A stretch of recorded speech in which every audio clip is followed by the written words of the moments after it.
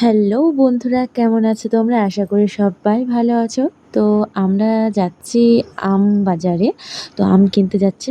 এই দেখো আমাদের বালুরঘাটের আম বাজার। আম্রপালি আম আমরা খুঁজছিলাম। তো একটা দাদার কাছে পেয়েও গেছিলাম। তো দাদাটা বলেছিল যে 35 টাকা কিলো। তো আমরা 5 কেজি নিয়েছি। নিয়েই বেরিয়ে গেছি। ওইখানে আর দেরি করিনি, কেননা আকাশটা খুব একটা ভালো ছিল না, বৃষ্টি বৃষ্টি ভাব। এই মেঘলা ওয়েদার কার না ভালো লাগে। আর দেখো ওই মেঘলা ওয়েদারে একটু ঘুরতেও ভালো লাগে, কিন্তু মন তো চাইছে একটু ঘুরি, কিন্তু ঘুরতে পারছি না, কেননা বাড়িতে একটু কাজ ছিল।